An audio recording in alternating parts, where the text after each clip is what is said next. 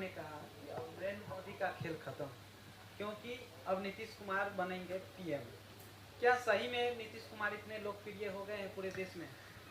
मेरे भाई, अगर खुद के मुंह से प्रधानमंत्री, मुख्यमंत्री या जीवन में कुछ भी बनना होता तो फिर किसी को प्रयास करने की क्षमता की बात ही कहाँ है। लालू जी के पार्टी का, जिसको आप लोग बड़ा दल मानते हैं, आपके जानकारी के लिए बता दूं, आपको रिफ्रेश आपके दिमाग को कर देता हूं, आरजेडी का लोकसभा में 0 एमपी है, लेकिन वो तय करेंगे कि देश में प्रधानमंत्री कौन बनेगा। नीतीश बाबू के 42 विधायक हैं, मुख्यमंत्री बनने के लिए कभी लालटेन पर लटकते हैं, कभी कमल के फूल पर बैठते हैं, वो देश के प्रधानमंत्री बनेंगे। तो जो इंडिया अलायंस इन लोगों ने मिलकर बनाया है, जिसको लेकर इतना हल्ला गुल्ला मचा, उसमें आपको एक संयोजक तो किसी ने बनाया नहीं और आप प्रधानमंत्री की बात कर रहे हैं।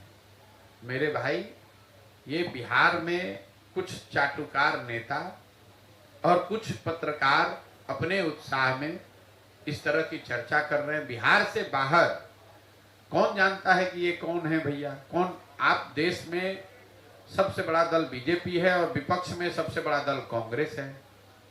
तो अगर कोई विपक्ष का चेहरा होगा तो कांग्रेस से होना चाहिए। मान लीजिए कि अगर कांग्रेस से नहीं होता है तो दूसरा सबसे बड़ा दल तृणमूल है, वहां से होना चाहिए। तीसरा सबसे बड़ा दल डीएमके है, वहां से होना चाहिए।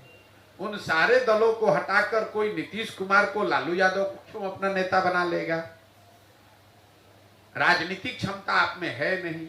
और अगर प्रशासन के हिसाब से देखें तो देश का सबसे गरीब और पिछड़ा राज्य बिहार है।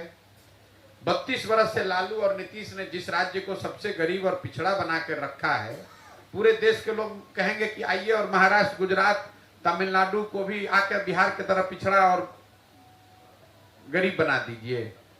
तो ये तो आपकी समझ और जो इस तरह का दावा करते हैं उनके समझ को दिखाता है। जी सर, एमएच खान, दर्पण 24 न्यूज़। सर, सवाल ये है कि आपने कहा